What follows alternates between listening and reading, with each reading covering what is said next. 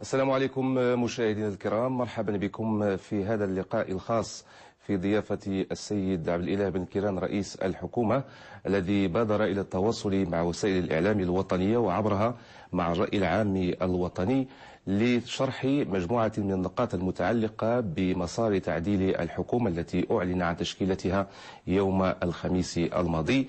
المجموعة من النقط المتعلقة بالمسار، بالمفاوضات، بحالة التكتم التي كانت سائدة، ومجموعة من التفاصيل، مجموعة كذلك من الملاحظات التي أثرتها تشكيلة الحكومة ومكوناتها، وكذلك للحديث عن الأوراش وعن التحديات التي ستنكب عليها هذه الحكومة، سواء فيما يتعلق بالأوراش الاقتصادية والسياسية لتنزيل مقتضيات الدستور الجديد، كذلك الأوراش الاجتماعية، وفتح كذلك ملف الإصلاحات المهيكلة الكبرى من قبيل إصلاح صناديق المقاصة والتقاعد وغيرها. سيد رئيس الحكومة، مرحبا بك معنا ومرحبا بنا عندكم. مرحبا واهلا وسهلا. معي لتنشيط هذا البرنامج الخاص الزملاء محمد رضا العبيدي من القناة الأولى، مشكورا. معي كذلك الزميل يونس مسكين من أخبار اليوم المغربية، الزميلة جيهان قطوي من يومية لومتا، والزميل محمد بن عبيد من يومية ليكونوميست. الكلمة لكم السيد الرئيس. بسم الله الرحمن الرحيم، الحمد لله والصلاة والسلام على رسول الله وآله وصحبه ومن والاه. أولا اسمحوا لي أن أشكركم على تلبية الدعوة.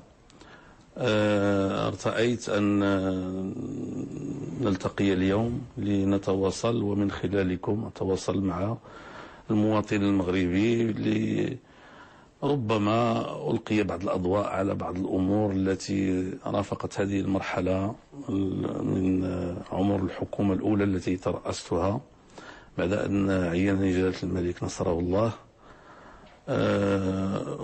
والتحضيرات لهذه الحكومة الثانية التي وقع تعديلها يوم الخميس الماضي. إذا وبعد أن تركت عدد من التساؤلات المعقولة والمشروعة بالنسبة للمواطنين، وكذلك ستكون فرصة إذا شئتم أن نتطرق لبعض القضايا الأخرى التي تهم الوطن، سواء في الوضع الاقتصادي أو السياسي أو الاجتماعي، فأنا مستعد لذلك وأترك لكم المبادرة لكي نبدأ مباشرة من خلال أسئلتكم. طيب سي بن كيران، نفتح باب النقاش ونبدأ بمسار تشكيل هذه الحكومة، والسؤال الذي يتبادر إلى الذهن: لماذا كل هذا التكتم الذي أحاط بمشاورات تشكيل هذه الحكومة؟ يعني منذ أن قرر المجلس الوطني لحزب الاستقلال الانسحاب من الأغلبية،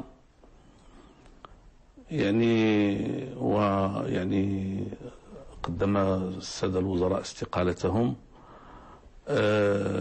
كان من الضروري أن نجيب على سؤال، هو: هل نعتبر أن خروج حزب الاستقلال نهاية لهذه الحكومة، وأقدم استقالتي لجلالة الملك التي يتبعها استقالة الحكومة، وينفتح الباب على إمكانيات أخرى، أو نحاول أن ندخل تعديلا للحكومة ونجد حزبا يقوم مقام حزب الاستقلال؟ وانصرف الرأي إلى الاختيار الثاني، ألا وهو تعديل الحكومة واختيار التجمع الوطني الأحرار لهذه المحاولة. بطبيعة الحال هذا ما كانش قرار سهل، معروف أننا احنا والإخوان ديال الأحرار كان بيننا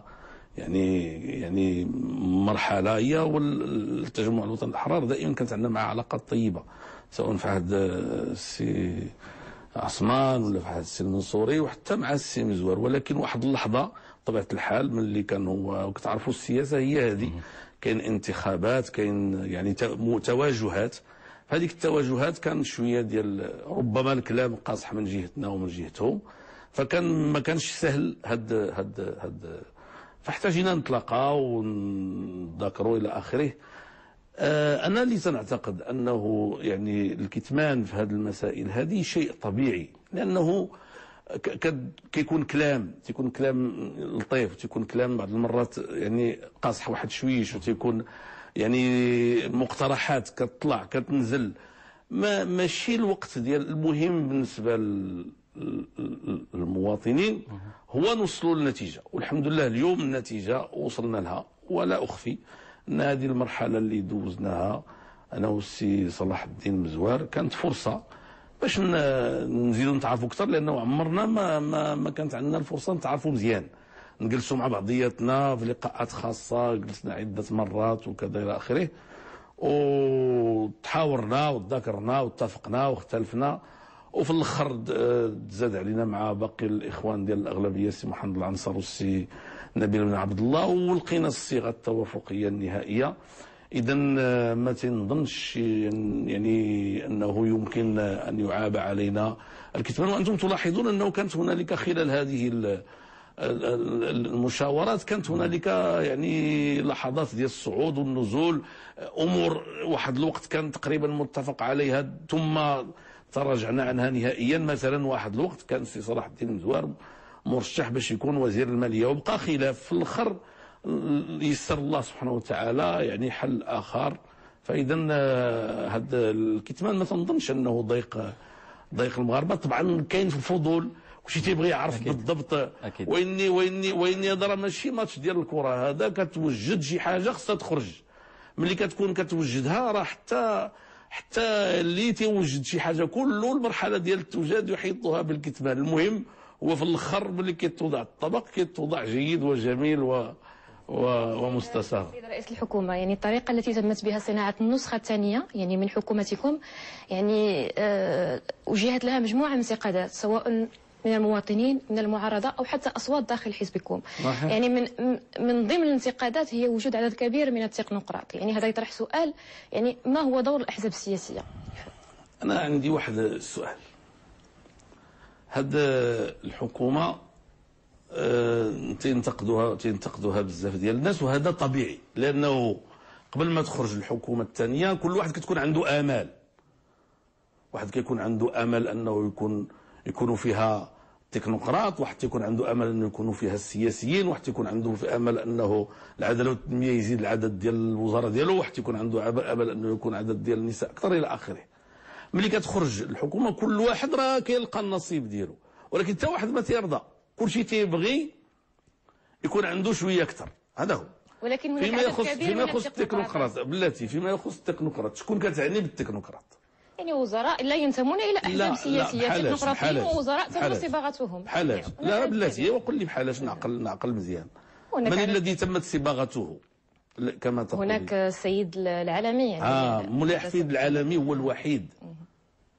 الوحيد اللي ماشي تمت صباغته. حشومه هذا الكلام.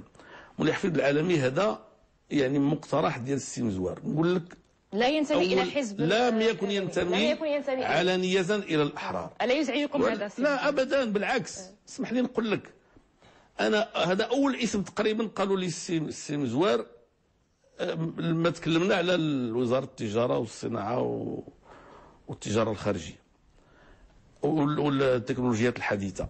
انا فرحت. علاش؟ لانه الحزب السياسي يجيب السياسيين ديالو يحكموا مزيان، ولكن هذا ما تيمنعش الا كانت شي شخصيه عندها واحد المكانه خاصه والناس كيتصوروا عندها واحد القدرات خاصه، يعني تزاد واحد او جوج او ثلاثه في وسط حكومه فيها بين 30 و 40 ديال الناس، هذا واحد الكسب للبلاد. لانه شو هو المهم؟ المهم هو نجيبوا شي واحد عنده اتيكيت بوليتيك سياسيه، ولا نجيبوا اللي يخدم البلاد. فالتقدير ديالنا بالتي هي احسن، التقدير ديالنا ان هذا السيد اللي نجح بعده هو نجح في الحياه ونجح في عالم الاعمال.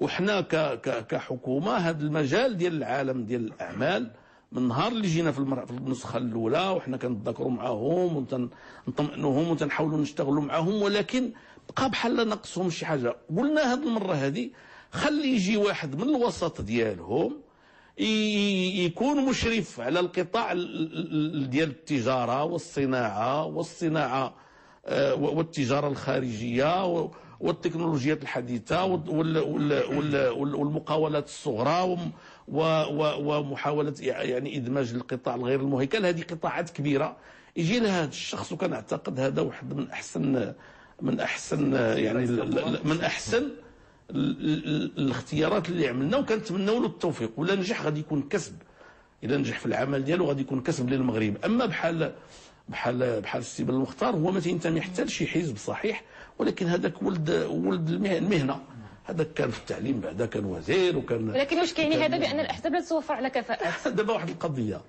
بغيت نسولك، دابا الفريق ديال الكره ما عمرك تجيب له شي لعاب من شي دوله اخرى، يعني داك 30 مليون ما كاينش فيها هذاك اللاعب. ولكن هذا بناء الديمقراطيه سي مسكيران، يعني خصوصا من بعد الدستور ديال 2011. لا هادشي اللي كتقولي ماشي صحيح. واخا يكون الدستور ديال 2011 ما عمر شي منطق سليم غادي يقول لك واحد السيد حيت ماشي في الحزب ديالك حرام عليك تجيبوا للحكومه. بالعكس انا شخصيا كنشوف باللي ما كاين حتى شي عيب نجيب شخص اخر خارج من ونقول لك في الحزب هادشي تنداولوه والقوانين ديالنا ما كتمنعوش، غير خصك تقول واحد الشخص اللي غادي على حساب القوانين ديالنا داخل الحزب يقبلوه الناس الاخرين. وهذا انا ولكن اين هي رابط المسؤوليه بالمحاسبه؟ سعد الى بكيران محاسبه راك انت ما جبتي انت محاسب عليه. اذا سمح لي سعد الى بكيران، الطريقه اللي مرات بها المشاورات ديال تشكيل الحكومه وطول المده ديالها والنتيجه اللي خلصت لها والعدد الكبير ديال الناس الوزراء غير المنتمين اللي صبحوا فيها، يعني ماشي حاله ولا جوج، هما اعتقد 8 ولا 9 ديال الحالات ديال الوزراء الغير منتمين. يعني ممكن نفهموا حاله او جوج ديال اللجوء، ولكن هذه الطريقه اللي مرات بها المشاورات، سمحني نكمل سؤالي، اللي مرات بها المشاورات وما خلصت ليه كتعطي كتوحي كما لو ان المشاورات ما تمش غير ما بين الاحزاب باربعه. اكيد انه كاين تنسيق مع جهات اخرى، مع القصر الملكي، مع الدول الملكي، هذا مفهوم، ولكن هذا قانوني. لا هذا اسمح لي يا سيونس، لا اسمح لي، ولكن اقتراح الوزراء، اقتراح هذا من اختصاص رئيس الحكومه. اليوم اللقاء ديالنا هو اللقاء باش يفهموا المواطنين. حنا بغينا نفهموا ماشي لقاء جدالي سجالي. اسمح لي، جلالة الملك هو اللي تيعين الحكومه. انتم اللي كتقترحوا وبالتي واخا طبعا انا اللي تنقترح. ولكن واش تبغيني ناخذ النسخه الاولى ونطلع على جلاله الملك ويقول لي هذه لا ونردها ونعاود نصوب واحده اخرى؟ عقلتوا على الحسن الثاني الله يرحمه شنو قال؟ ربما تكونوا انتم صغار ما عقلتيوش على هذا الشيء، حنا هذا الشيء عشناه. قال لهم انا بعدا في الازمه ديال 93 هذا الوزير الاول اللي غادي يجيب لي اللائحه غنقول له هذه ماشي هي هذيك. لا احنا ماشي مع العبث. اخر سياق اخر نفس الشيء باقي التعيين. اسمح لي ما تغلطوش. لا التعيين كنتكلم على الاقتراح، كنتكلموا على الاقتراح. لا التي التعيين هو ديال جلاله الملك. فهمتيني ولا لا؟ التشاور معاه شرف للحكومه القبلي، فهمتيني ولا لا؟ وانه في الاخر اللائحه اللي كنرفعوا لجلاله الملك كيكون متوافق حولها باش ما نبقاوش نمشيو ونجيو. فهمتي؟ ولهذا انا ما تنفهمش علاش انتم متضايقين من هذه القضيه. انا غير نفهموا سعد الى يمكن قلت لنا اللقاء اليوم واش هناك بعض الاسماء ديال الوزراء اللي تم تعيينهم هما غير منتمين اللي تم اقتراحهم عليك باش تقترحهم؟ هادشي اللي بغينا نفهموا. دابا هذه اسئله ديال الفرنسيين تيقولوا السيد رئيس الحكومه ولدي سيكي لو سكس دي زونج. دابا ماشي كلام. انا اسمحوا لي بغينا نفهموا التشاور. اسمحوا لي، والسؤال اللي خصو يكون مشروع شنو هو؟ واش كاين شي سميات تفرضات عليك؟ هذا نعم اتفق معكم. ما انا وجلاله الملك نقترح عليه ويقترح عليا ونتذكر انا وياه بالفرح وشرف ليا شرف. ولكن واش جلاله الملك لزمني بشي واحد؟ حاشا لله. كل شيء المقترحات اللي كانت بيناتنا مقترحات انا اللي تقدمت بها. وهذا دابا تسمح لي باش نجاوب على واحد السؤال كنتي وقعتيو فيه انتم في مغالطه من قبل. في الحكومه الاولى الاسماء اللي كانت في الحكومه الاولى كلها انا اللي اقترحتها، ماشي معناه ان البعض منها ما خضعش للتشاور. وغنعطيك على سبيل المثال السيد وزير الفلاحه والصيد البحري اللي احتفظ بالمكان ديالو عيطت عليه نهار السبت الصباح من بعد الانتخابات، باقي انا ما تعينتش وما عارفش راسي واش انا اللي غنتعين ولا واحد اخر. قلت له انا بغيتك السي عزيز تبقى في الفلاحه. بعد ذلك صادف نفس الرغبه عند جلاله الملك. اين هو المشكل؟ غير حين جلاله الملك بغا نحيدو ولا كيفاش؟ حتى واحد ما قالتش، بغينا غير نعرفوا، بغينا غير نفهموا. لا خصكم ما تغروش المغاربه وتقولوا لهم كاين دستور جديد بمعنى انه غادي نديروا في هذه البلاد يعني رئيس الحكومه تيدير اللي بغا. راه ما كاينش، راه رئيس الدوله هو جلاله الملك.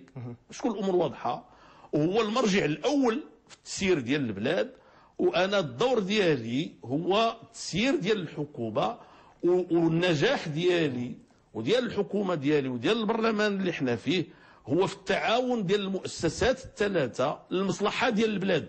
اما واش اقترحوا عليك باش تقترح عليهم ولا اقترحت عليهم باش يقترحوا عليك، راه هادشي ما نقول راه هادشي راه ما خدامش كمنطق. ولكن الحمد لله ما عمر جلاله الملك اليوم، ما عمر جلاله الملك ما فرض عليا حتى شي اسم ابدا، لانه كيتعرف واحد القضيه انا شي مرات من الصلاحيات ديالي نعين بعض الاشخاص. نعم. ولكن هذوك الاشخاص في واحد المجال اللي كتكون انا ما عنديش فيه المعطيات الكافيه.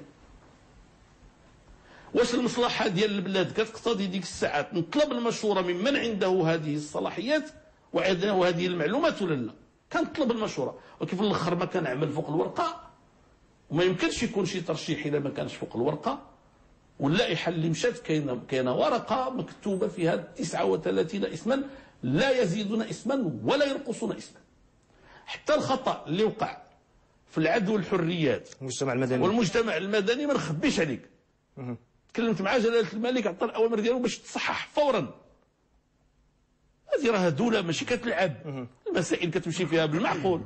اما باش يكون بين جلاله الملك وبين رئيس الحكومه ديالو تشاور حول بعض الاشخاص ولا حول بعض، هذا بالعكس، هذا المغاربه تيفرحوا به. ما عرفتكمش واش انتم اسمحوا لي، واش الاخوان دابا واش دابا كنديروا بعض القضايا يعني نظريه وتبقاو تنديروا فيها واحد المناقشه استطائيه. المغاربه باغيين الحكومه ديالهم تكون كتفاهم مع جلاله الملك وتكون كتعاون معاه وتكون كتعاونوا.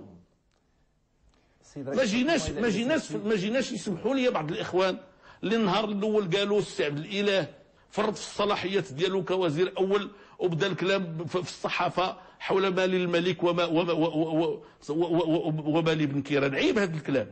راه انا ما دايرينش هنا في المغرب لو كوابيتاسيون اللي كانت في فرنسا.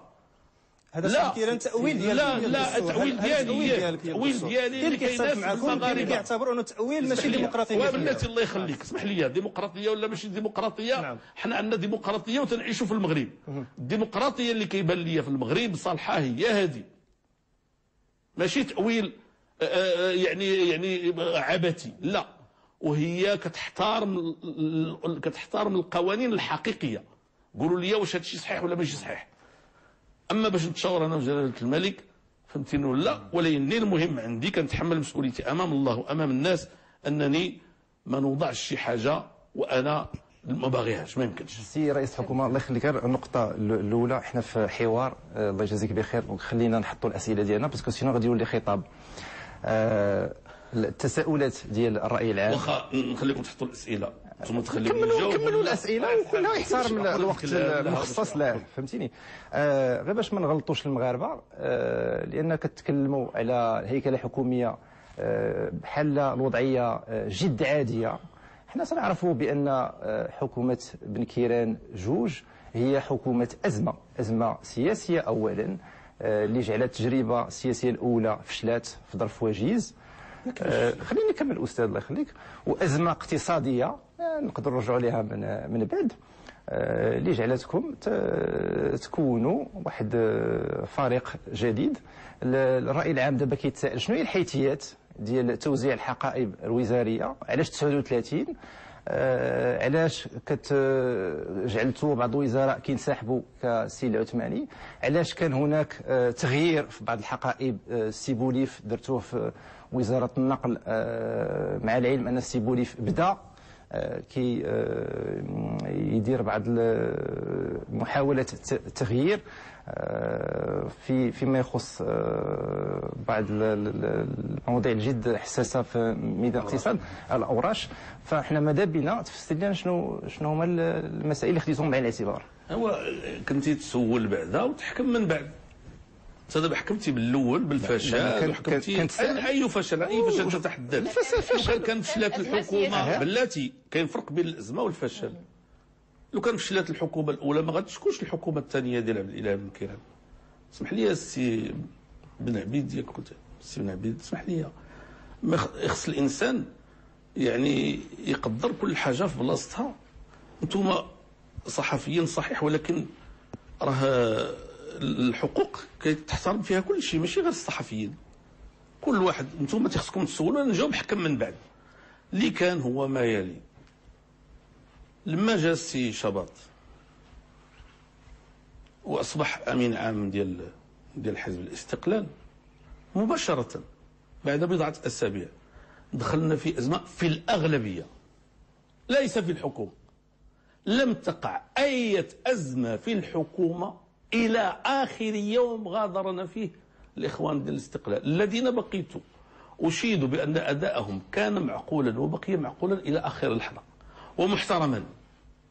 لكن وقعت ازمه في الاغلبيه، وقعت ازمه في الاغلبيه لانه هذا السيد جا كيشتغل بواحد الطريقه انتبهنا مبكرا انه سيكون من المستحيل ان نشتغل معه.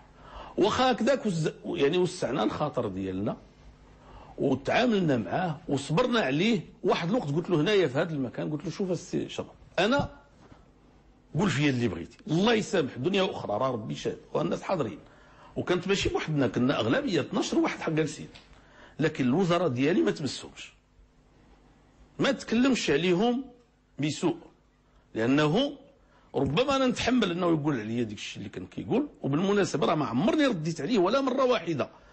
مع الاسف بعض الصحف اللي لم تكن منصفه مشات كتقول بالكيران وشباط كيتردوا، ما عمرني رديت عليه، ما عمرني قلت فيه شي كلمه ديال السوء ولا مره واحده، وكنتحدى اللي قال شي حاجه يجبدها. ولكن يعني بالمقابل قلت له الوزراء ديالي، لانه بالنسبه لواحد الانسان بحال السي الوردي ولا بحال السي سهيل ولا غيره، ملي تيسمع ذاك الكلام اللي تيتقال فيه يعني راه كيتألم الوسط ديالو، كيتألم وهو معانا في الاغلبيه غير معقول. هذا جينا لهنايا نهار جوج ماي من بعد ديك المسيره ديالو الاولى اللي عمل وقال باللي جمع فيها مئات الالاف الى اخره، وقلنا له ما غنتذكروا حتى حاجه حتى نتذكروا على هذا الشيء. خرجنا اتفقنا على انه ضحكنا في الاخر انه صافي انتهى الكلام، غادي يعالج هذاك الموضوع. ما قالش غير يعتذر، مش صحيح، قال غادي يعالج. وخرجنا هو تيضحك هنايا هو تتكلم معاه تنقول له حميد هكذا دون فاسون فاميليار اللي تيقولوا الفرنسيين. مشى كان تكلم على ثلاثه ديال الوزراء، سهيل والوردي ورباح. نهار السبت جبد 15. فهمنا انه هو المستقبل ديالنا معاه، وما بقاش استعداد داخل الاغلبيه باش نزيدوا نستمروا معاه في الاغلبيه، لانه في السياسه كاين اشياء اساسيه. انا ما تبغيش نقول كل شيء اللي قال وداك الشيء، لانه كيجي لنا عيب ملي نكونوا جالسين نبدا داك الكلام اللي كيدوز بيناتنا نبدا ننشروا بطريقه محرفه. فمشينا في هذا الاتجاه. هما الاخوان في الحزب الاستقلال مشاو سيد رئيس الحكومه شي بلاتي نكمل يهمنا المستقبل. نشرح لك. لا، هذه الازمه هذه اثرت فعلا، ولكن الحكومه ما فشلاتش. الحكومه استمرت تحظى بعطف المجتمع. واش من النتائج؟ اسمح لي، راه انا ما تنبغيش ندخل في التفاصيل. بغيتي النتائج ندخلوا في التفاصيل بالعكس. لا، مش من التفاصيل، ماشي انت اللي كتحاسبني على التفاصيل، ندخلوا في التفاصيل. المجتمع اللي تيحاسب. راه المشكل هو ما كندخلوش في التفاصيل. لا، اسمح لي الله يجزيك بخير، ماشي انت اللي كتحاسب على التفاصيل، كيحاسبني البرلمان ماشي انت. اللي كيخصك تفهم هو ان المجتمع تيفهم اجمالا شنو واقع، كيبغي تفاصيل. لا انت ماشي نتائج وكيبغي تفاصيل. انت ماشي مكلف من قبل المجتمع تكلم في ما تجيش تقول لي باللي انت المجتمع ما كتكلمش في المجتمع. انا اللي كنتكلم في المجتمع، عندي الحق، انا رئيس حكومه منتخب ومورايا مئات الالاف واكثر من مليون ديال كنهضروا باسم الراي العام. ماشي انت ما كتعرفش المجتمع، انت ماشي عفوا مش ما كتعرفش المجتمع، انت ما كتبدلش المجتمع. ولهذا المجتمع كيفاش كيتعامل اليوم الراي العام باغي نتائج وباغي تفاصيل، ما باغيش المكالمات ولا سميتو. رئيس الحكومه الله يخليك، الله يخليك، حول على 39 المواطنين غير باش كمحور ثاني ديال الاداء الحكومي والنتائج غادي نشوفوها في المحور الثاني. 39 في نفس السياق. نعم، سول على 39 في نفس السياق السيد رئيس الحكومه. سول على من 31 ل 39 مزيان. لا، وشي حاجه اخرى سول عليها ما عرفتش. لا، السؤال في نفس السياق اللي قال السي بن عبيد هو يعني 31 في النسخه الاولى ديال الحكومه ديالكم، الان 39 في الحكومه الحاليه. هل خلق مناصب جديده يعني اقتضته التوازنات السياسيه، ام ان يعني قطاعات، هناك قطاعات تحتاج لأهمية أكبر. نهار الانتخابات 25 نوفمبر بانت النتائج ديالها وفزتوا بالانتخابات، كان من اول ما قلتي وهو انك غادي تسعى الحكومه مصغره. نعم انتم السي عبد الكريم بحوار استجواب ديالكم في 2011 بعد الانتخابات بانك ستسعى الى حكومه مصغره وكفاءات شابه. واش ماذا بقي من هذا؟ كان كيروج هذا الكلام بزاف في الحزب هو السي الداودي، هو اللي كان كيتكلم على 15 الوزير وكيتكلم على انا ما نكرلكش داك الشيء. الا كنت ما تذكرتش هذه حاجه، كان عدد خاص من الجريده كان فيه الحوار ديالكم. ماشي مشكل. ملي تيكون الانسان غادي يولي رئيس حكومه في الاول تيكون تيشوف الامور بواحد الطريقه، تيكون تيتخيل انه هذا واحد الرساله ايجابيه كتبين للمواطنين اننا غادي نختصروا العدد ديال الوزراء باش نختصروا العدد المصاريف الى اخره الى اخره. بالحق ملي كتوصل تتولي رئيس ديال الحكومه كتولي عندك واحد التقديرات اخرى. اولا وقبل كل شيء القناعه اللي عندي اليوم انه هذه القضيه ديال الربط بين المصاريف ديال الحكومه والحكومه فيه تعسف، لانه الا جيتي تحسب كل شيء داك الشيء اللي كتكلف واحد الحكومه خلال 5 سنوات لا يصل الى 0.5% من الميزانيه ديال السنه واحده، بمعنى انه ماشي حتى 0.1% من الميزانيه. ودير الحساب الا بغيتي الحكومه كلها ما كتكلفش اكثر من 20 مليار من غير الكلفه، يعني السرعه العاليه في الاداء. الله يهديكم غير صبروا شويه، ماشي غير الكلفه ديالها، غير واحد القضيه الاخوان. نعم. هذا لقاء تواصلي، نعم، ماشي ندوه صحفيه. كون بغيت ندوه صحفيه غنعيط على الصحفيين كاملين. الكلفه ديال لا وغير صبروا شويه، خصكم تصبروا شويه. نعم، هادو اسئله كيطرحوها المواطنين. ولكن خصكم تصبروا. واش جيتيو باش تسمعوا ونبلغوا الكلام ديال لا ماشي شغال كيكون خطاب ولا لا، هذاك ديالي انا. علاش ماشي خطاب؟ هو خطاب. علاش ماشي خطاب؟ لا ما بغيتيش. الى بنكيران قضيه 39 وزير ما قصدناش بها الكلفه. وخليني بعدا نكمل لك. الفعاليه ديال الفريق الحكومي والسرعه الاداء ديالو كتختلف ما بين فريق صغير وفريق كبير. هذا ما نديروش بحال هكا. تفضل. لا ماشي اسلوب، سمحوا لي. تفضل. هكذاك كنعطيك من حقي نقول لك اللي بغيت، انت من حقك تقول اللي بغيتي ومن بعد المواطن تيحكم. نعم. هذا الشيء مطروح ديال الكلفه كيطرحوا البعض هكذا، راه ما كاين غير البعض، ما كاينش الكل. كل حاجه تيطرحها البعض، انتم كتطرحوا الاراء والافكار ديال البعض ماشي ديال الكل. وهذا واجب الاعلام. طيب والى واجب الاعلام حتى واجب السياسي بيا. نعم. طيب باش تكون الامور واضحه، ملي كونت الحكومه الاولى طارت دائره مجموعه من النساء بل حتى المجتمع وقالت هذه الحكومه ما فيهاش النساء بما فيه الكفايه، هذا تراجع الى الوراء. فكان من الطبيعي انه وانا وعدتهم ديك الساعات بانه غادي في اي تعديل حكومي نصحوا هذه الوضعيه هذه، وقد وقع. في الاخر ضفنا 4 ديال النساء، كل حزب زدنا له فرصه باش يصحح الوضعيه، لانه حتى كل حزب كان عنده مشاكل في الداخل ديالو علاش ما رشحش سيده.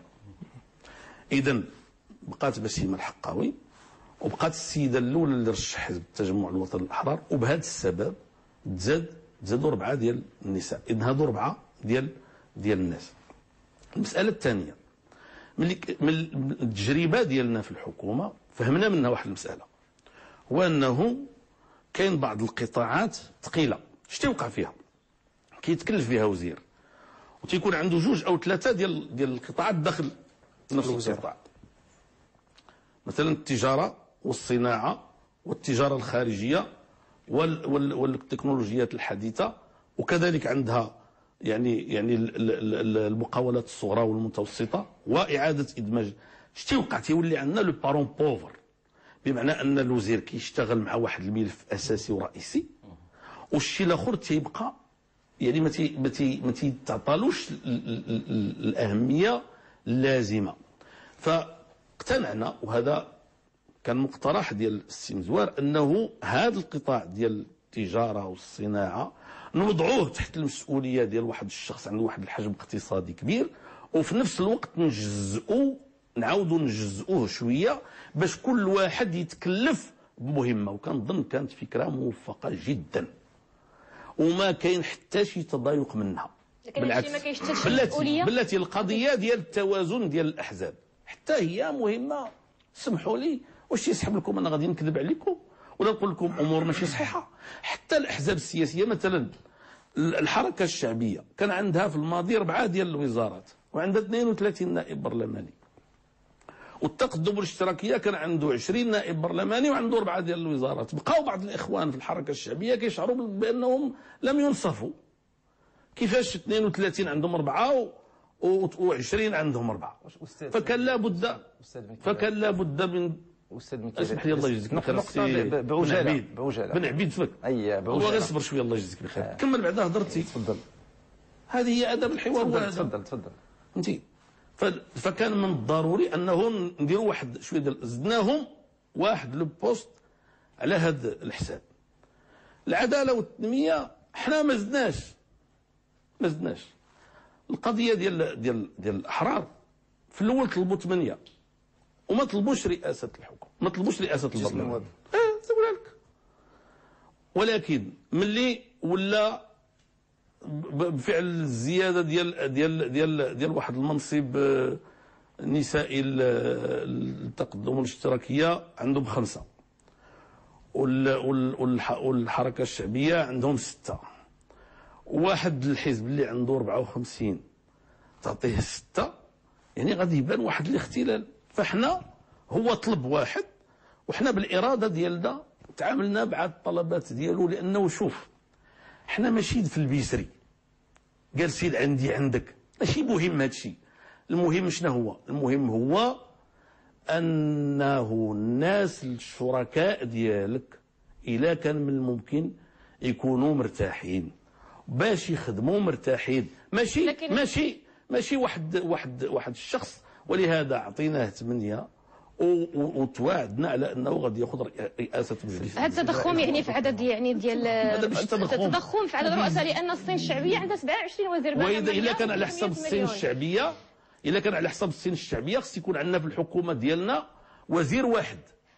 لا ما غاديش لانهم هما مليار و300 عندهم 27. ولكن اسمح لي لا اسمح لي يعني هذا سرديه الخواطر فقط لسرديه الخواطر.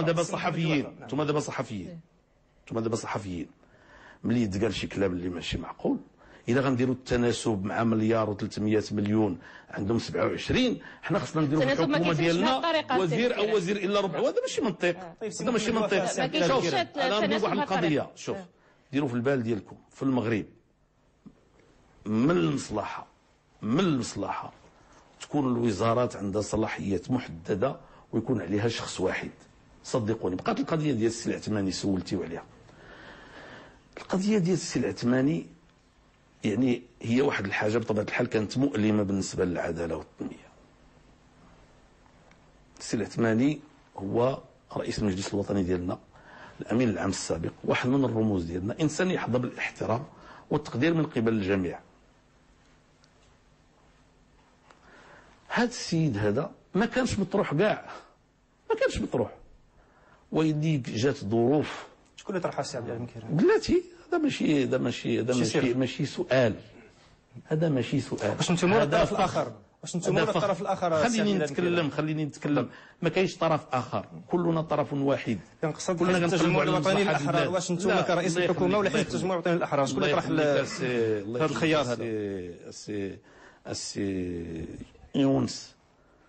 راه حنا كنتكلموا في السياسه ديال البلاد. نعم. وراه السياسه ديال البلاد فيها مصالح كبرى واستراتيجيه. ما اختلفناش. اسمح لي وفيها صلاحيات محدده في الدستور، وفيها احترام ومنطق. ولهذا لما تطرح السي سعد الدين العثماني توقفات المشاورات مده.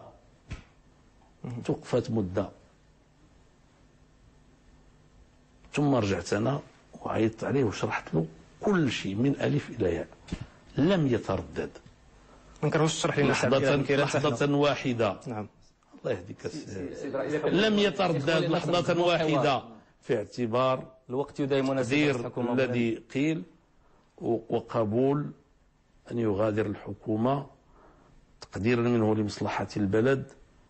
والحمد لله كنعتقد أن هذا درس للجميع، أنه بالنسبه للسياسيين المغاربه منهم رجال تيقدروا المصلحه ديال البلاد فوق المصلحه الشخصيه، اذا كانت هنالك مصلحه شخصيه. والمهم هو التقدير. وكتعتقد دابا السي سعد الدين العثماني انتهى. سعد الدين العثماني نقول لك بالحمد لله بالاستقامه ديالو والاداء ديالو، لانه il n'a pas de mérité. وكره العالم كيتبدل وكيتغير، ووزاره الخارجيه هي واحد الوزاره مرتبطه بالعالم. خص الانسان يكون ماشي ضروري حتى نبدا نقول لكم التفاصيل ديال التفاصيل، الانسان يكون تيفهم وتيستوعب الاشكاليات واللبيب بالاشاره يفهموا. والمهم عندنا هو ما ديروا لياش بحال اللي قالت العرب اهل الميت صبروا العزاين كفروا. هو قبل وكان ممكن يجي في الحكومه في منصب اخر، ولكن احنا جميع قلنا الكرامه ديال السي، الشيء اللي قلت ان تحفظ له كرامته، الكرامه ديال السي سعد الدين العثماني كان وزير الخارجيه. كتعرفوا في الترتيب ان وزاره الخارجيه كتجي في المرتبه الثالثه ولا الرابعه، ليس من الطبيعي ان نرجع الى مرتبه اخرى. ومع ذلك واحد اللحظه انا قلت له شوف سعدي، الا كنتي انا كاين واحد البوست عندي بالنسبه لي مهم انك تكون فيه، انت غتعطي واحد الدفعه جديده. نقدر نعرفوه انت لا ما نقول لكمش انه بوست غتعطي فيه واحد الدفعه، واخا هو ماشي في المستوى ديال البوست اللي كنتي داير، وكنا قربنا باش نتوافقوا. ثم يعني تبين لنا انه من الاحسن ان في هذه المرحله يعني يرجع يرتاح في الدار ديالو، وراه هو مشى رتب المسائل ديالو باش يرجع للعمل ديالو العادي. والمستقبل ان شاء الله الرحمن الرحيم الناس بحال سعد ما تخافش عليه، فهمتيني ولا لا؟ يعني يغوبوندي. سي محمد الوفاء انه الوقت دائما ننتقلوا للمحور اخر. علاش سي محمد الوفاء كان ضروري؟ نصرحوا الوفاء علاش كان ضروري؟ الوقت دائما استاذ رئيس الحكومه بغى نمروا التحديات للمواطن، كيهموا الان التحديات. واش ما بغيتيش تجاوب المواطن؟ لا ايام الله طويله، بغيتوا ديروا غير هذا اللقاء صافي. مرحبا سي رئيس الحكومه مرحبا. لا غير بالمناسبه لا بلاتي كونسيرنون الوفاء هو واحد من الاشخاص اللي بقاو مرشحين للوزاره ديال التعليم الى اخر اللحظات، لانه انا قدرت ان ذاك الشيء اللي عمل في التعليم يعني جيد جدا. ثم بعد ذلك تطرح السميه ديال السي رشيد بن المختار، اللي حتى هو ما عندنا ما نقولوا. انا العلم ديالي به انه انسان عمل واحد الاداء في التعليم يعني جيد جدا، ما صادفتوش الظروف، ولكن يعني فقلت هذاك الوفاة عرفته وخبرته. صحيح هو مرة كيدير شي تصريح فهمتي ولا لا في شكل الى اخره، ولكن راجل ذو كفاءات رهيبة في القانون، في الاقتصاد، في المعرفة ديال السياسة ديال المغرب، وطني محترم. فقلت انا هذا ما يضيعش. اقترحناه في الحكامه، وتقولوا لي علاش حيدتي بوليف؟ ها نرجعوا للقضيه الاخرى، تصوروا واش انا عندي شي مشكل مع بوليف؟ ولكن السي عبد العزيز الرباح في التجهيز والنقل، التجهيز في حد ذاته راه غول، راه وحده من الوزارات الاساسيه، والنقل وقعوا لنا فيها واحد العدد ديال المشاكل. طبعا ماشي حنا اللي مسؤولين عليها، لانها قديمه ديال الحوادث في المغرب، وعملنا مدونه ديال السير، ومع ذلك ما علاش؟ لانه شعرت بانه كيخص شي واحد اللي يقوم بالمتابعه ديال السياسات ديالنا. واش كتعرفوا باللي عقدت مع السيد رباح مع الاخوان ديال النقل ربما 3 ولا 4 ديال الاجتماعات خلافا مع الاخوان ديال الاداره ديال النقل من الكاتب العام والاخرين، يعني 3 ولا 4 ديال اللقاءات، وكنا دايما متواعدين نتلاقاو 2-3 مرات في العام. اليوم عندهم وزير منتدب معروف بقدراته في المتابعه اكثر منه في شيء اخر، ولهذا ارجو انه هذا القطاع غيعطيه مجهود ان شاء الله الرحمن الرحيم، وغادي يكون فيه نتيجه. وكنعرف باللي كاينه التجربه الفرنسيه في النقص ديال الحوادث ديال السير، اللي مبنيه على اجراءات عمليه. اليوم اللي عندهم وزير منتدب ماشي حيد لرباح التخصص، لا، باقي رباح هو وزير التجهيز والنقل واللوجيستيك، تزادت له هذه، ولكن معاه وزير منتدب من الحزب ديالو باش ينسجموا، باش يكون انسجام اكبر، فهمتينا ولا لا؟ اللي ان شاء الله الرحمن الرحيم معاه كنتمنى باش هاد حوادث السير، لانه حوادث السير ربما الناس كتجيو مع حادثه السير عادي، حادثه السير يقع فيها ضياع الارواح. نمروا المحور الثاني. مهم بالنسبه لوزاره الداخليه، يعني الكل استبشر خيرا في 2012 بتعيين رجل سياسي على راس هذه الوزاره الداخليه. لماذا تم هذا التراجع؟ واش لان الحزب السياسي لا يمكن ان يكون محايدا في وزاره الداخليه؟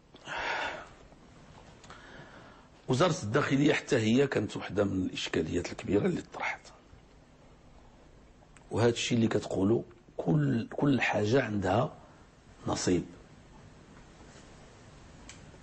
منها انه بداو بعض الناس كيتكلموا وتيقولوا وزاره الداخليه وعلاقتها بالانتخابات واش ما خصش يكون الحياد على مستوى وزاره الداخليه.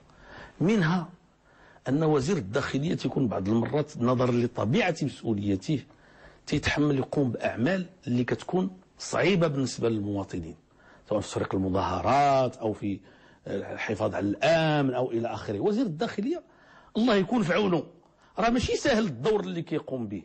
يكون هذا الشيء عند واحد الرئيس ديال حزب سياسي اللي كيمشي كيتواجه مع المواطنين، شيء ممكن وقد جربناه ولكنه مكلف.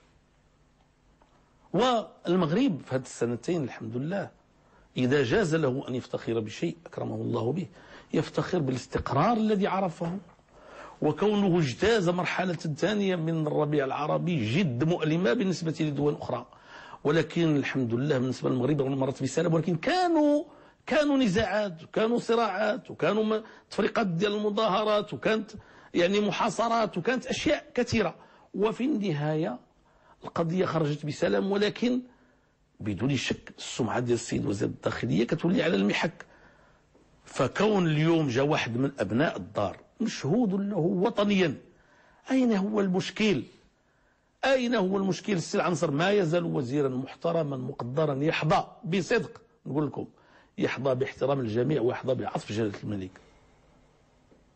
كوزير الخارجية الذي غادر الحكومة، وتنتكلم معكم دون أن أفشي أسرار، تنقول لكم أمور صحيحة 100%، ولكن اقتضت المصلحة أنه يحيد من هذيك الوزارة ويمشي لوزارة أخرى. حتى هو ما كانش سهل أنه ينتقل من وزارة لوزارة، ولكن لقينا فيه يعني ولد الناس اللي مرة أخرى قدر باللي المصلحة ديال البلاد سابقة على كل شيء وقبل هذا. طيب يمكن باش نمروا لانه انتهى الوقت، بين التحديات الكبيره سواء الاجتماعيه الاقتصاديه السياسيه اللي مطروحه على هذه الحكومه، نبداو بالشق السياسي ونتسالوا على قدره الحكومه على تحقيق الانسجام بين المكونات ديالها او على مستوى الاغلبيه البرلمانيه، التركيز على الشان السياسي العام وتجاوز التجاذبات والصراعات السياسيه. وهنا نذكر بالدعوه الصريحه اللي كانت في الخطاب الملكي ديال افتتاح البرلمان في هذا الاتجاه. لا شوف، تنتكلم معكم على الحكومة الأولى وقلت لكم اصبروا شوية صادقا وسولوا الوزراء اللي خرجوا، وهذا الشيء راني تثبتوا في الحكومة راه مسجل. لا مرة واحدة وقعت أزمة، حتى حين كانت تقع اختلافات سوء تفاهمات كنجيو لهنايا وتنجلسوا وتنذكروا وتناخذوا بالخاطر ديال الجميع وتنتجاوزوا المشكل. حتى لما خرج السي شابط واعلن الحرب على الحكومه توت كولور كونفوندي بما فيها الوزاره ديالو خلال سنه، حتى هذا الشيء هذا يعني استطعنا نحافظوا على الانسجام الحكومي. وكنقول لكم سيروا سولوهم، راهما 6 الوزراء واحد منهم باقي. انا كنسولك انت السيد رئيس الحكومه. انا جاوبتكم، ولكن باش تاكدوا اللي باقيين معايا يقدروا يجاملوني، ولكن اللي خرجوا ما غاديينش يجاملوني. طيب مازال ما جاوبناش على لا كونسيرنون الانسجام الحكومي. حنا غادي نحاولوا عاوتاني ان شاء الله الرحمن الرحيم نمشيو هذه الحكومه هذه في الاطار ديال واحد الجو ديال التفاهم حبي ودي في جميع الاحوال. في جميع الاحوال ما غتكونش عندنا الصعوبات اللي كانت عندنا مع الاستشارات ان شاء الله الرحمن الرحيم. فاذا انا متفائل جدا لهذا الحكومه. واليوم غنقول واحد الكلمه قالها لنا جلاله الملك ملي خدينا الصوره، قال لنا إلى العمل، قال لنا بالفرنسيه طبعا فهمتينا ولا؟ الان المقصود من الحكومه هو ان تقوم وتشتغل. كانت بعض التساؤلات، كان بعض القلق، بعض رجال الاعمال كانوا كيقولوا ربما ما تيلقاوش يعني ماشي ما فرحانين شويه، ما تيلقاوش كل شيء اللي تيتمناو. الان مشينا في اتجاه واحد الحزب اللي معروف عليه انه اولا كينتمي لعالم الاعمال والراسمال والى اخره، اعطيناه التجاره والصناعه والتجاره الخارجيه واعاده هيكله القطاع الغير المهيكل والتجاره والصناعه التقليديه، فهمتيني ولا لا؟ باش نجيو عطيناه وزاره الماليه كما كان يعني من قبل، ومشات الامور في هذا الاتجاه هذا. لكن اعتقد انه اليوم الشروط باش نكونوا في نفس الانسجام او اكثر. هل تم وضع خريطة طريق يعني لتفادي قضية الانسجام؟ احنا ما شفناش انسجام حكومي، فإذا سمحتي أستاذ. علاش أنت كنتي معنا باش تشوف؟ اش كتعني انت علاش غتشوف؟ انا كنقول لك نتكلم، انا كنقول لك وسير سول الناس. ما شفناش انسجام، شفنا عشوائيه في بعض القرارات. نعطي جوج ديال الامثله. ملي كتاخذوا قرار ديال الاندكساسيون، حنا معكم من الناحيه الاقتصاديه، ولكن ملي تيكون تصريح تتقولوا فيه انتم معنا بالقرارات، انتم غير ضدنا سياسيا. اسمح لي استاذ، لا الاندكساسيون تتعنوا الاندكساسيون ومن بعد كتقولوا ما نقيسوش القدره الشرائيه. شنو هذا التناقض؟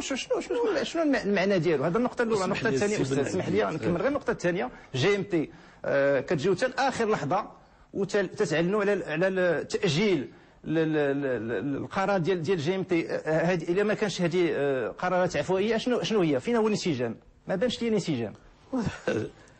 حاصل والله الا تيبقاو فيا المواطنين اللي كيتقال لهم بحال هذا الكلام تيألم. اسمح لي على هذا الاحتداد اللي احتديت عليك واحد شويه اكثر من اللازم. رانا ملي تنعمل شي حاجه تتبان لي زعما هذاك راه انا تنتراجع عليها بلا ما يقول لي حتى شي واحد حتى شي حاجه. انا اللي باغي نقول لك لاندكساسيون عجباتكم. لاندكساسيون علاش خديتها؟ يعني المقايسه خديتها لانه تنشوف باللي الميزانيه ديال البلاد في الخطر، لانه كنقرروا في الاول ديال العام المقاصه نخصوا لها 40 مليار ديال الدرهم، وهذا واحد القدر ضخم كيساوي الخمس ديال المداخيل ديال البلاد باش نساندوا الناس في ليسونس وفي المازوت وفي الفيول الصناعي وفي السكر وفي الدقيق المدعم ماشي الدقيق العادي. 40 مليار ديال الدرهم، وتنبنيو هاد 40 مليار ديال الدرهم على انه البترول غيكون مثلا ب 105 ديال الدولار على حساب التقديرات ديالنا وداك الشيء اللي كيقولوا الناس في العالم. وكتحدث ازمه، وملي كتحدث ازمه داك 105 ديال الدولار كتولي 106 107 108 109 110 120 تقدر تولي 140 ولا 150. كل دولار تزاد الكلفه ديالو على حساب السنه 600 مليون درهم. بمعنى اخر انه 10 ديال الدولارات هي 6 المليار ديال الدرهم. الا تزادت 20 دولار هي الميزانيه ديال الصحه كامله خصك تحطها من جديد. منين غادي نجيبها؟ بمعنى انه خصني نخلي الميزانيه ديالي مرهونه بالثمن ديال البترول، واش تيطلع ولا تيهبط، ولا جاب الله طلع واحد شويه غنتحمل. بحال هذا العام راه حنا غاديين ل 43 مليار ديال الدرهم، ولكن الا جا بزاف منين غادي نجيب الفلوس؟ نعرض البلاد للفايت. على هذا الشيء مشينا خدينا 6.2 ديال المليار ديال الدولار كخط ائتماني، يعني بمعنى انه اتفقنا معهم الا احتاجينا ناخذوها، وهي واحد الحاجه مكلفه جدا، وعلى الله سبحانه وتعالى ما ناخذوها شيء. فخدينا هذا الاجراء هذا باش الدوله تكون قادره تتحكم في الميزانيه ديالها. هذا هو الاساس. وقلنا راه من 65 ديال الدولار كتبدا الدوله كتخلص، حتى ل 105 غتبقى الدوله كتخلص، من 105 ل 120 غادي يخلص المواطن حتى هو. لا هبطات على 105 غنقصوا ليه، من 120 للفوق خدينا تامين اللي في حاله ما اذا تجاوب باش عاوتاني المواطن ماشي غدا الا ولا البترول 121 دولار ولا 130 دولار يمشي يشري ليسونس ب 20 ولا 30 درهم. اذا درنا واحد الحل وسط، وانتم كتقولوا باللي هذا الحل عجبكم ومزيان، وكلشي الناس اللي بعقلهم عجبهم وفرحوا واعتبروا باللي هذا قرار شجاع والمغاربه ساندوه. وبلاتي والمتلاعبين بالعواطف ديال المغاربه السياسيون حاولوا ان يستغلوا هذا القرار. انتم قلتوا في الجريده ديالكم السي بن عبيد بانه حتى واحد ما قادر منهم يكون ضد هذا القرار وعينه في عينك، لانه كيعرف باللي هذا القرار لمصلحه البلاد وباللي عمره ما كان خاصو يتراجعوا عليه الناس اللي خداوه. الناس اللي خداوه خليني دابا وبالتي لا لا لا لا لا باقي واحد القضيه اساسيه جدا. قال لك كتقولوا هذا الشيء وفي نفس الوقت كتقولوا بغيتيو تحافظوا على القدره الشرائيه ديال المواطن. نعم، ولكن في اي مجال؟ في واحد المجال اللي المواطن تيركب فيه في الطوبيس ولا تيركب فيه في الطاكسي باش يمشي، الصغير ولا الكبير الابيض، هذاك واحد المواطن اللي شعرنا بانه اذا تنقل الثمن ديال الطوبيس من 80 ريال ل 100 ريال غيتقصح بطريقه لا يتحملوا. علاش؟ لانه 4 ديال المرات في النهار، هذاك بالنسبه له 4 ديال الدراهم زايده صعيبه عليه، او لا 40 ريال 10 دراهم 10 صعيب عليه. والاخر اللي كيجي من تماره للرباط ولا من مدينه صغيره لمدينه صغيره غادي تجي صعيبه عليه. قلنا هادو شحال خصنا باش هذا القرار ما يمسهمش؟ قلنا غادي نخصصوا لهم 200 مليون درهم، 20 مليار ديال السنتيم، ماشي مليار و200 مليون درهم. اما الاخرين ما يمكنش، لابد في حاله ما اذا تزاد الثمن ديال البترول المواطنين غيساهموا شويه. ونقول لك واحد القضيه، المواطن المغربي اليوم فرحان. علاش؟ تيقول الحمد لله بلادي امنه، بلادي مستقره، كنخرج من داري كنمشي فين ما بغيت، كنمشي للسوق كنلقى الحاجه اللي بغيت على قدر المستطاع ديالي، اللي ما جاب بزاف كيجيب شويه، اللي ما جاب الحاجه الرفيعه كيجيب الحاجه المتوسطه او المتواضعه. والمهم عندي هو انه يعني كنلقى الحاجه اللي بغيت. طيب فوقاش ماشي صعيب عليا، فوقاش الاصلاح ماشي صعيب عليا باش ندير هذا الشيء، نخليها الثمن ديال البترول كما هو، وغدا نقول لهم للمواطنين راه ما كاينش البترول، ما عنديش الفلوس باش نشريه. طيب الغار ما باغيش هذا الشيء. المقاصه فوقاش غادي يكون الاصلاح ديال المقاصه؟ ملي درنا لاندكساسيون استاذ. نعم، الدعم المباشر، الدعم المباشر كنتو كتربطوه باصلاح المقاصه. صحيح. فوقاش؟ شوف، الاصلاح ديال المقاصه كانوا من واحد العدد ديال الاهداف. الهدف الاول هو التحكم في الميزانيه. هذا العام ان شاء الله الرحمن الرحيم، لاننا سبقنا واحد الوقت طويل بلا المقايسه، دونك تراكمات علينا ديون. دابا هذا العام كنا عوالين على 40 مليار ديال الدرهم، الاخوان ديال الماليه تيقولوا لي غنوصلوا ل 43 مليار ديال الدرهم، ثقيله ولكن ان شاء الله نتحملوها. المساله الثانيه وهي المقاصه، يعني كيستافدوا منها الناس اللي عندهم الامكانيات اكثر من الناس اللي ما عندهمش الامكانيات. هذا اختلال بغينا نصحوا، لانه ماشي معقول. واش كتعرف باللي رئيس الحكومه اليوم الدوله كتخلص معاه بوطاغاز؟ هذا الشيء معروف سي عبد الاله يمكن. فوقاش غادي نصحوه؟ وبلاتي اللي يمكن لي نقول لك، وانه ملي جيت للبرلمان وتكلمت مع الناس على المقاصه وعلى الاصلاح ديالها، كنت كنتصور ان الجميع غادي يساندني، واننا سنكون يدا واحده في ذلك. وشنو اللي قلنا هذه الامكانيات اللي غادي نوفروا من المقاصه ماشي كلها واحد الطرف، من ناحيه واحد الطرف منا خصو يمشي باش الميزانيه ديالنا ما تبقاش مضعضعه، وواحد الطرف غادي يمشي للفقراء والمساكين اللي ما عندهمش، واللي هذيك الزياده اللي غدا ولا بعد غدا اللي كاينه اليوم في ليسونس ولا في المازوت وغدا ولا بعد غدا تقدر تمسهم في حاجه اخرى، نعطيوهم واحد التعويض مباشره لهم. هذا الكلام هذا كان كيظهر يعني انه كل شيء كان كيتسناه، وتكلموا عليه المختصين، تكلم عليه مجلس المنافسه، تكلموا عليه المؤسسات الدوليه، تكلم عليه كل شيء. ولكن مع الاسف الشديد وجد من قال، وداخل حتى داخل الاحزاب السياسيه، انه الا سمحنا بهذا الاصلاح، العداله والتنميه اللي كتقود الحكومه غادي تكون المستفيد الاساسي منه. ولهذا ما يمكنش يدوز هذا الشيء. وناضوا كيقولوا بلا حشمه بلا حياء للناس، في نفس الوقت كيقولوا لي في الجرائد ديالهم اليوم خصك تسربي في الاصلاح ديال المقاصه. يعني ناضوا كيقولوا باللي عبد الاله بن كيران بغى يزيد على المواطنين ويفقر الفقراء. علاش اخويا انا غنفقر الفقراء؟ انا كبرت وسط منهم اذا تراجعتوا على الدعم وكان المباشر. نبغيهم. صبر الله يجازيك بخير. نعم. صبر الله يجازيك بخير، ما ديرش بحال بعض الصحفيين ولا بعض السياسيين. وكبرت وسط منهم وتنبغيهم. وواحده من الاهداف الاساسيه ديالي ملي جيت لهذه الحكومه هي اعاده التوازن، محاوله اعاده التوازن، تعاون، المساهمه في هذا الامر، لانه هذه القضيه هذه راه هي الحمد لله الناس اللي كيشتغلوا عليها راه كثار. وما الان دي اش كلها هي يعني التنميه البشريه اللي كيقود جلاله الملك كلها، راه هذا هو الهدف ديالها. قلت حتى حنا نساهموا بهذه القضيه هذه، واحد الطرف نردوه للساكنه. ولكن ملي كتجي دير هذه القضيه هذه وتقول باللي غادي نزيد في ليسونس، ولا يبلغوا الخبار للشخص اللي كيظهر لي على بالكم، ويمشي لعند الناس في الحمله الانتخابيه ويقول لهم السيد كير غيزيد عليكم في ليسونس، غيزيد عليكم في الضوء، غيزيد عليكم في الماء، كتبدا تقول اش هذا الشيء.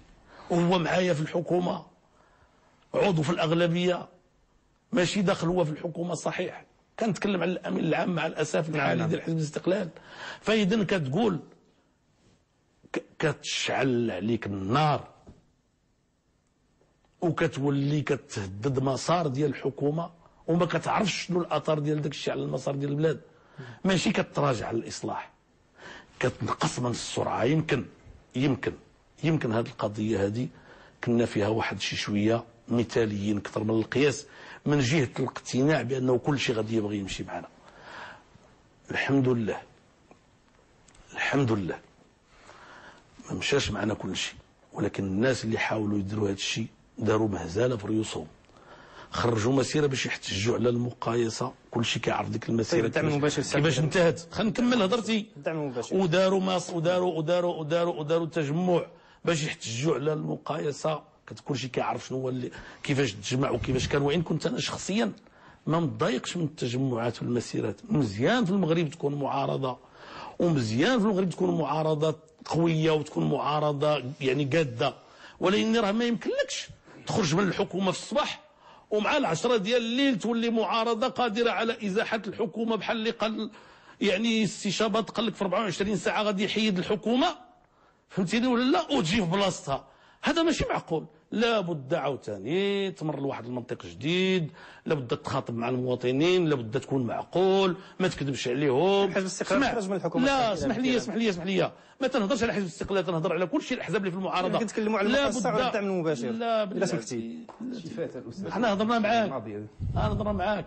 اي فات عندك الحق، ونحن دفنا الماضي. دي ولهذا خصك دير في البال ديالك انه هاد الاحزاب هذه انا كنقول لها ما غيبقاش العداله والتنميه كيترأس الحكومه الى الابد. لا بد واحد النهار سنه الله في خلقه غادي يمشي. ذاك الوقت بغات احزاب ديال المعارضه عندها مصداقيه حقيقيه. ما رايته لحد الان لا يثبت ان هنالك مصداقيه حقيقيه، يثبت ان هنالك مناورات، وهذه المناورات لا يجدي فيها الاسماء ديال الاحزاب ولا يجدي فيها الاسماء ديال الاشخاص. لما كانش المعقول والصدق. حنايا باش وصلنا لرئاسه الحكومه راه بدينا في 92 20 عام وحنا كندوروا المدن والقرى والمداشر وكنتكلموا في القنوات الوطنيه والخارجيه وتنقولوا كلام معقول، وحتى صدقنا الناس. وملي جات الدعم المباشر اللي وعدتوا به الفقراء. اسمع، وملي جات الظروف الصعبه اللي الناس انتبهوا، ديك الساعات الناس ما غلطوش باللي جاو يصوتوا، والمال والبلطجه والاساليب الرخيصه لم تغلب المواطنين، وعرفوا ابنائهم البرره واختاروهم.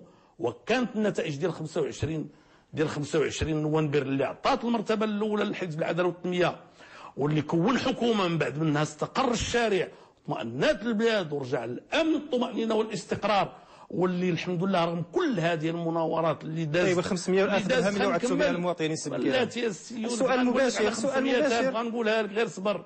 واللي من بعد سنه ديال المناورات فهمتيني ولا ما طاحتش الحكومه. هذا اكبر انتصار اليوم للشعب المغربي، انه ما احتاجش يطيح الحكومه، ما احتاجش يدير انتخابات سابقه لاوانها. لان علاش؟ الناس اليوم كانوا كيقولوا قبل بالانتخابات السابقه لاوانها مكلفه ماديا. هذا كلام غير صحيح. واخا تكون مكلفه ماديا ما كتكلفش اكثر من $1 واحد الا تزاد سميتو طيب، علاش 600 مشيتوا مليون لهاش ديال السي الدرهم. علاش مشيتوا لهاش؟ ولكن ما مشينا لهاش لانه انتخابات سابقه لاوانها، فتح لباب الوطني على المجهول. الناس خاصهم يقدروا شنو كيديروا. هذاك السيد اللي هرس الاغلبيه المنتهيه مع الحكومه خاصو يعرف باللي دار اشياء خطيره. النهار اللي تلاقيت الرئيس ديال ساحل العاج وكان يلاه تعلن هذاك الخروج، يعني قال لي دابا شنو غادي يوقع في المغرب، واش غتمشيو لانتخابات سابقه لاوانها. يعني افزع الناس. خص الناس السياسيين يكونوا رزان ويقدروا المصلحه ديال احزابهم. ما عندي مشكل، ولكن يعرفوا المصلحه ديال البلاد هي الاولى، ويكون عندهم السبب حقيقي. انا الى حد الان مازال ما عرفتش شنو هو السبب الحقيقي اللي دفع لهذا الشيء. ولكن نقول لك واحد القضيه، والله تدار خير. يدار خير لان علاش؟ كاع من اللي مشى هو من هذه الاغلبيه الحمد لله رب العالمين. دابا غنخدموا ان شاء الله في رحمه الله سبحانه وتعالى. اما 500 درهم و1000 درهم انا ما تنتراجعش على الكلام ديالي. غير بلاتي السي لا غير باش تكون فرصه تاخذ النفس ديالك. على واحد الحاجه ما تخافش. انت يسول على واحد الحاجه مهمه جدا، تيسحب واش تراجعت عليها. ما تراجعتش عليها، ولكن غادي نعملوا هذا الشيء تدريجيا. راه مازال ما صلحناش نظام المقاصه، مازال ما وفرناش الفلوس، مازال كنزيدوا من جيبنا كدوله. ولو كان عندنا ماشي مشكل، الميزانيه اللي عندنا هي الميزانيه اللي عندنا، ولكن تدريجيا. ولا سخر الله غادي نبداو بفئات بعد فئات. اليوم هذه الحكومه ملي جات السي يونس، النساء المطلقات اللي الراجل ديالهم ما تيعطيهمش كيتسجلوا تياخذوا تعويض عائلي. الناس اللي كانوا كياخذوا 50 و70 درهم في التقاعد اليوم كياخذوا 1000 درهم. 10,500 اسره الناس كياخذوا 1000 درهم. كاين فيهم اللي كان كيقبض 40 درهم. الطلبات زاد لهم في المنح ديالهم، الروح ديال هاد زاد لهم في المنح ديالهم كلهم. سولوهم مع الاسف المغاربه واحد القضيه ملي كتعمل معهم حاجه مزيانه كيفرحوا تيشكروا الله وتيشكروك بيناتكم اللي تلاقوا، ولكن ما تيقولوهاش تيسكتوا.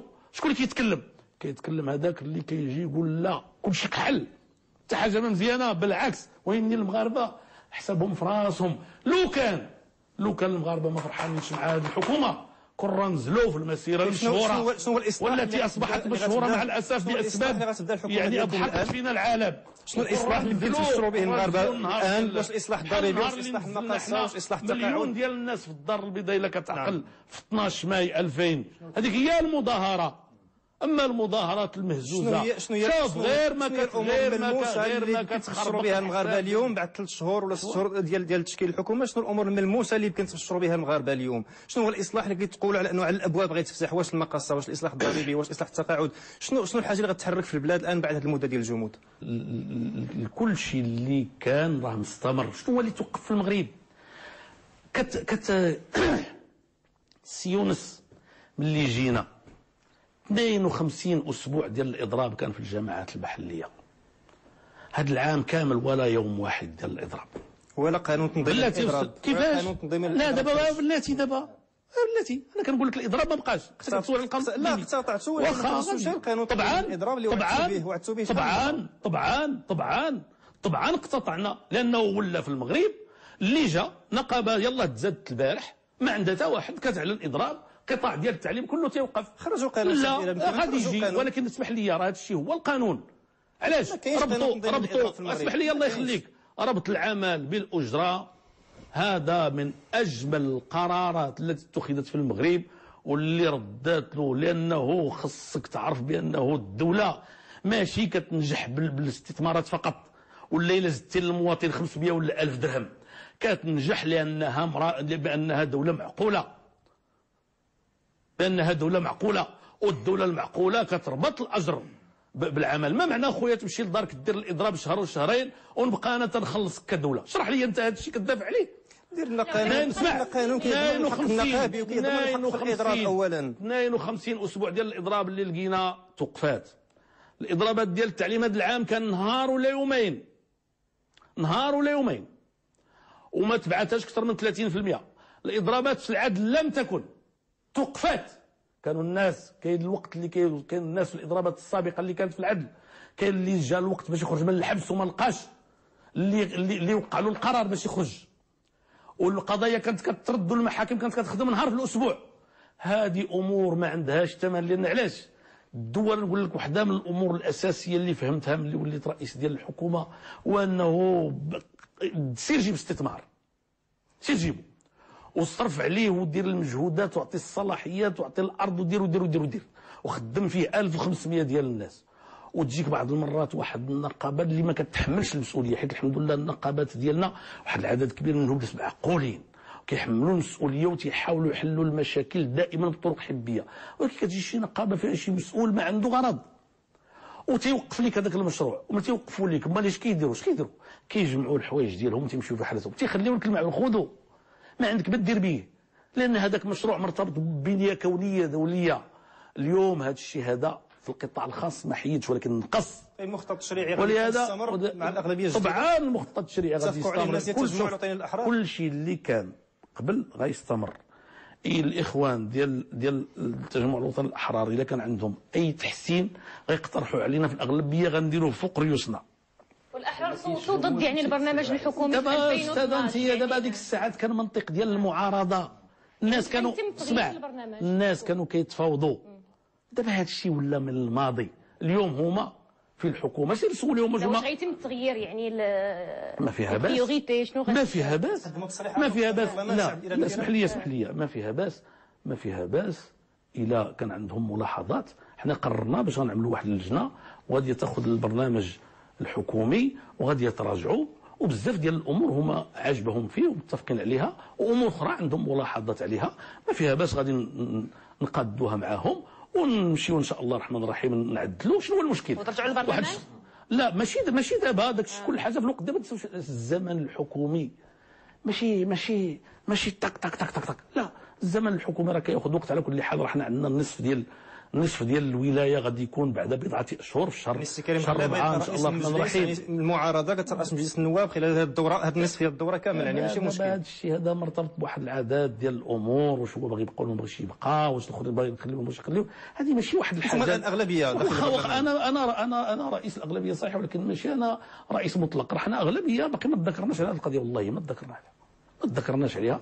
غادي نتذكروا عليها في الوقت المناسب. سمحتي لي واحد القضيه اللي شويه كاين انه كانت سات واحد روح يعني تشاركيه وتوافقيه في الاعداد ديال الوثيقه الدستوريه من الفرقاء ديال البلاد كلهم، وكان اتفاق تقريبا شبه ضمني ما بين الفرقاء انه اخراج الوثيقه، لان كان ضغط الشريعه انذاك والضغط ديال الزمن السياسي المغربي، انه في المشاريع القوانين يعني التنظيميه اللي غادي مؤسسه لهذه الوثيقه هذه، انه غتسود فيها نفس الروح ديال التشاور شنو فاش غيسود روح في الاعداد والتنزيل ديال المشاريع القوانين التنظيميه اللي غادي تنزل الدستور ديال 2011.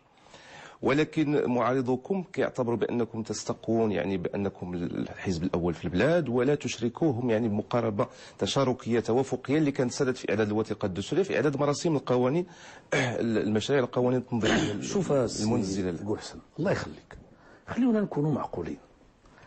اولا وقبل كل شيء الدستور دار في الديوان الملكي، التشاور عليه مع كدا 30 حزب ونقابه في ظروف كان المغرب فيها مطروحه عليه اسئله كبرى، وكان التشاور والتوافق وتحت الاشراف ديال الديوان الملكي وفي الديوان الملكي. والحمد لله المغاربه هما هادو ملي كيختلفوا تيرجعوا عند جلاله الملك اللي الصفه من الصفات الاساسيه ديالو انه هو الحكم الاسمى في البلد، الحمد لله عليه. الان ملي جات الحكومه واش بغيتي كل مرسوم جينا ندوزوه فعاود ما ندوزوه في مجلس الحكومه نهار الخميس نجمع له الاغلبيه والمعارضه؟ كل قانون نجمع له الاغلبيه والمعارضه؟ شنو معنى الديمقراطيه؟ الديمقراطيه هي هذه، الناس راهما كاينين في البرلمان. طيب حنايا دابا ملي جا السيد الامين العام الحالي ديال حزب الاستقلال ما عندناش حتى في الاغلبيه. جينا واحد النهار هنايا وقررنا نجتمعوا النواب ديال الاغلبيه كاملين، رؤساء الفروق ديالهم، جوج من كل فريق، مع رئيس الحكومه باش نرتبوا غير بيناتنا القوانين والمراسيم والقوانين التنظيميه. علاش؟ لانه واحد الوقت النواب البرلمانيين بداو كيدفعوا المشاريع ديال المقترحات ديال القوانين اللي كيخص اللي كيظهر منطقيا باللي الحكومه هي اللي خصها تتبناها واخا هما من الاغلبيه، ولينا غندخلوا في واحد المزايده غير صحيه بالنسبه للحكومه، بالنسبه للاغلبيه على الاقل. هو هذاك الاجتماع منع الناس ديالو باش يجيو. وبلاتي وخلينا نكمل. واش كتطلبوا التفاصيل؟ ملي كنعطيكم التفاصيل كتضيقوا؟ اسمحوا لي، منعهم باش يجيو. وتما حدثت لنا الازمه. حنايا داخل الاغلبيه ملي جا هذا السيد اربك الاغلبيه افسد يعني عملها المشترك. تبعت هذيك شهرين ونص ديال القطيعه، وجا لعندي السي العنصر والسي نبيل بن عبد الله وقال لي السي انت رئيس الحكومه، عاود دعي للاغلبيه وعاود كذا وعاود كذا. قلت لهم راه غندعي ولكن ستندمون. وفعلا عاود ثاني دعوته وجمعنا عاود ثاني الاغلبيه وعاود ثاني حاولنا ننطلقوا وعاود ثاني بدا الاسلوب ديالو هو هذاك. الله يهديه، ما عندنا ما نديرو، فهمتيني ولا لا؟ بدا الاسلوب ديالو. فلهذا انا باغي نقول لك اللي تيخصو يكون هو التشاور في بعض القضايا الكبرى. ايوا بعض القضايا الكبرى. انا ما عنديش مانع، انا انسان احب التشاور، تنبغي نتلاقى مع الناس ونعرف الراي ديالهم من احزاب ونقابات وخارج الاحزاب والنقابات، فهمتيني ولا لا؟ ولكن راه عاوتاني كاين الصواب في العالم. ما يمكنش واحد الانسان تيقول لك انك انت باغي تدي المغرب ماشي بالسكته القلبيه، قال باغي تدي يعني راه الانسان ملي تيكون باغي يتشاور باغي يتعاون حتى هو يدير شويه ديال الصواب. حتى المغاربه تيقولوا العداوه ثابته والصواب يكون. انا صحيح يعني ملي شي واحد كيتعرض للحزب ديالي وتيكون تنعتبره باللي ماشي محق، كنوض كنواجهه بكل ما اوتيته من قوه، ولكن بزاف ديال الناس كنقدرهم وتنحترمهم. لا ما احترمتهمش هما تنحترم الاحزاب ديالهم. حزب الاستقلال هو الحزب اللي عمره ما وقع بيننا وبينه حتى مشكل، كنشتركوا في المرجعيه، الزعماء ديالو كنعتبروهم ديالنا. على الفاسي رحمه الله راه زعيم ديالنا. ملي جا هذا السيد وبدا هذه المعركه هذه حشمنا، قلنا بحال الانسان لا جاتو العافيه بينه وبين حوايجه، الا خلاهم كيتحرق، الا حيدهم كيتعرى، صبرنا، فهمتيني ولا لا؟ اليوم الا بغينا نفتحوا صفحه جديده، بغاو ينتقدونا، من حقهم من واجبهم يصحوا المسار ديالنا هما ولا الاتحاد الاشتراكي ولا اللي بغاو ولا الاصاله والمعاصره ولا اللي بغاو. بالحق ملي نوضوا ويهاجمونا على الاقل ماشي غتبداو تقولوا لنا بالمقابل حنايا خصنا نتشاوروا معاهم في الصغيره والكبيره، والا بلاش من هذا نديروا حكومه وطنيه، ولا نديروا يعني بلاش من هذه الحكومه نبداو نقرروا في مجموع ديال الاحزاب. ثم ملي تنمشيو للبرلمان العيب والعار عليكم. الى قالوا شي حاجه معقوله وما قبلناهاش، كان هذا المنطق. انا تنقول للناس ديالي اليوم، تنقول للامين العام للحكومه، السيد الامين العام، اذا المعارضه قالت اي حاجه فيها المصلحه قبلها ولا قالتها قول باللي هذه ديال المعارضه، ربي اللي لهمها التوفيق باش تقول داك الشيء فليكن. انا ماشي انسان تنبغي نبين باللي هذا الشيء كان في الحكومات السابقه، واخا تجيب مقترح قانون كيتبناوه هما وانت يعني انت ما عمرك جات منك شي حاجه مزيانه. انا ماشي من الناس اللي كيامنوا بهذا الشيء، انا كنامن بلي الحق والصواب كل واحد يمكن ان يوفق اليه بمقدار. سيد رئيس الحكومه الله يخليكم، تجاوزنا الوقت المحدد. السؤال الاخير، انقل اليك بعض التخوفات اللي موجوده في الشارع حول زياده في ثمن الخبز بعد العيد، ما مدى صحه هذه الاخبار؟ انا غادي نقول للمواطنين في هذه القضيه ديال الزيادات، راه انا ما عندي رغبه نزيد عليهم حتى شي حاجه، والله كل كان من الممكن نقص لهم غادي نقص لهم، لكن يكونوا متاكدين انه المصلحه ديال البلاد كبر من المصلحه. واخا المواطن يضحي واحد